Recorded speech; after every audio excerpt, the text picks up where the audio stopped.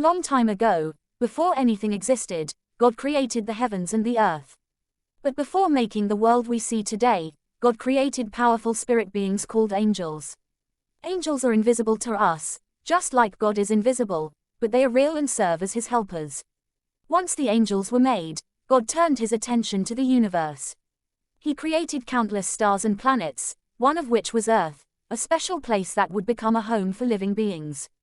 In the beginning, the earth was empty and covered in darkness. So, God made the light from the sun to shine on it. He created the mountains, filled the seas with water, and carved out rivers that flowed across the land. Then, God decided it was time for life to come into existence. He commanded the land to produce grass, plants, and trees. Soon, the earth was covered with colorful flowers, tasty fruits, and nourishing vegetables. Next, God created and filled the world with animals. Birds flew in the sky, fish swam in the seas, and creatures of all shapes and sizes roamed on the land. From tiny insects to massive elephants, each animal had its own place. Finally, God said to his favorite angel, "Now, let us make humans." Humans were unique. They could think, invent, speak, laugh, and even talk to God. God gave them the responsibility to care for the earth and all the creatures living on it.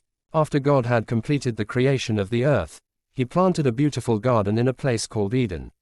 This garden was full of flowers, trees, and animals. Out of dust God made the first man and named him Adam. God blew into his nostrils and he became a living being. After Adam's creation, he was put in charge of the garden and he was given the privilege of naming all the animals. Adam was given an important instructions to eat from all the fruits and trees in the garden except for one special tree. God said to Adam, "If you eat fruit from that special tree I asked you not to touch, you will die." Then God said, "It is not good for man to continue to be alone. I am going to make a helper as a complement for him."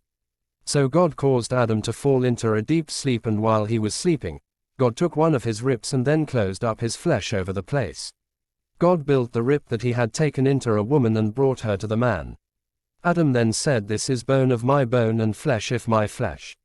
This one will be called woman because from the man she was taken." Adam and Eve were the very first family to live on earth. That is why a man will leave his father and mother and he will stick to his wife and they will become one flesh. God then told Adam and Eve to multiply by having children and fill the earth. He wanted them to enjoy walking together to make the whole earth a marvelous place to behold, a beautiful park just like the Garden of Eden. After the creation of Adam and Eve, and God had given them the instruction not to eat from a particular fruit from the garden. One day when Eve was all alone by herself, a snake came up to her to speak to her. "Is it true that God said you must not eat from all the trees in the garden?" Eve answered the snake by saying, "We can eat from all the trees of the garden except one. The day we eat the fruit from that tree, we will die." The snake told Eve that, "If you eat from that very tree you were asked not to eat from, you will not die. In fact, you will be just like God." Eve kept on looking at the fruit until she wanted it so badly that she disobeyed God and took the fruit and ate from it. She equally gave some to Adam, who knew that if they eat from the fruit, they would truly die, but he disobeyed God anyway. Later that day, God spoke to Adam and Eve asking them why they had disobeyed him. Eve put the blame on the snake while Adam put the blame on Eve. God drove Adam and Eve out of the Garden of Eden because of the disobedience of him.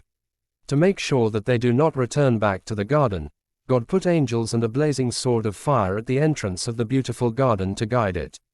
God did not create snakes to talk, so it was not really the snake that spoke to Eve. It was a bad angel who made the snake speak. The bad angel did that just to deceive Eve.